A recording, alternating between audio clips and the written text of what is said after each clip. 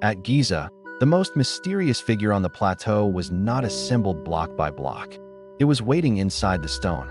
The Great Sphinx was carved down into the living limestone, as if the desert itself had to be opened before the guardian could appear. That choice made the monument different from a pyramid, a temple, or a statue placed on a pedestal. It became part of the earth. To understand why, we have to look beneath the famous face and read the rock beneath its skin. The body was shaped from layered limestone, ancient, beautiful, and uneven enough to leave scars that still define the monument today. The head, carved from harder stone, survived with more authority, keeping its royal calm while the body below was worn by time. Here, geology was not just a background detail. It shaped the design, the proportions, and the mystery. Ancient builders did not simply choose a place for a statue. They worked with a natural outcrop that already rose from the plateau. The ridge in the limestone may have offered a rough mass, a buried form powerful enough to become something sacred. So instead of stacking blocks, the craftsman removed stone, cutting the outline of a guardian from the plateau itself. This was sculpture by subtraction. Every trench, every cut, every empty space helped the Sphinx emerge. And every cut mattered.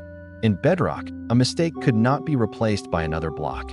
That danger gave the final monument its power, a guardian that could not be lifted, moved, or separated from Giza.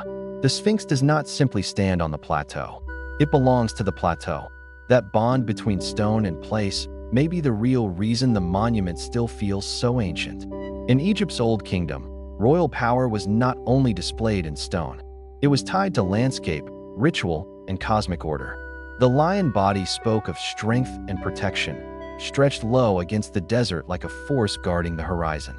The human head turned that force into kingship, intelligence, and divine authority. Together, animal and ruler became a message carved where earth, sky, and sunlight meet. But the central question remains: why carve such a symbol from one mass, when Egypt already mastered stone blocks? A block-built statue can be assembled. A bedrock monument feels as if it has always existed. The Sphinx was not merely placed in a sacred landscape. It made the landscape speak. Its gaze toward the east mattered. Morning after morning, the sun rose before its face. In that dawn light, the monument became more than stone. It became a ritual encounter. To carve it from the plateau was to make king, sun, and earth meet in a single image. The ruined temples nearby may preserve another clue to the original plan. Some researchers have suggested that stone cut from around the Sphinx may have been used in nearby sacred structures. The act of carving created two things at once: the statue itself and the dramatic stone space that surrounds it. This was not only sculpture, it was excavation turned into architecture. Every wall around the Sphinx is a shadow of the limestone that was taken away. The deeper the workers cut, the more the guardian appeared from the plateau. At first, it may not have looked like art. It may have looked like a wound opened in the desert floor. Then the pause emerged, extending forward like a threshold into sacred territory. The chest rose, the lion body lengthened, and the plateau began to carry a new meaning.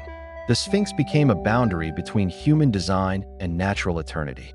That is why its surface still tells two stories at once. One story belongs to kings. The other belongs to the ancient limestone from which the monument was born. Long before the pharaohs, this stone formed through geological time, layer upon layer, far beyond any dynasty. Millions of years later, Egyptian craftsmen turned that natural archive into royal memory. The monument carries a deeper time than any name carved into history. But the human choice remains astonishing. Someone saw a sacred form inside an imperfect rock. The rock was not perfect. Softer layers would erode, crack, and demand repairs across the centuries. Still, perfection may never have been the point. The goal was presence, a figure that seemed older than memory, older than the kingdom that shaped it. Later generations would no longer see a work site. They would see a sleeping power in the sand. Desert sand buried it, revealed it, and buried it again.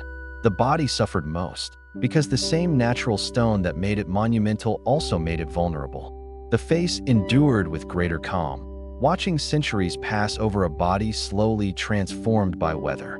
This contrast is not accidental. It is geology made visible. The Sphinx is a monument that must be read in layers. Layer by layer, It reveals where the builders could carve deeply and where the stone forced caution.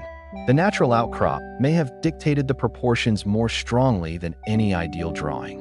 The head can seem small today because the harder upper stone gave the sculptors less mass to work with. What appears strange to modern eyes may be the signature of the original rock. That makes the Sphinx unlike almost every other royal monument at Giza. The pyramids rise by addition. The Sphinx exists by removal. One reaches upward through millions of placed stones. The other seems to emerge from below. This is why the Sphinx feels less like architecture and more like revelation. It was revealed from the plateau, as though the desert had been hiding it all along. For a ruler, that illusion would have been priceless. A king could die, a carved block could fall, but bedrock remained. That permanence turned the Sphinx into a political and sacred statement. It suggested that royal authority was not temporary.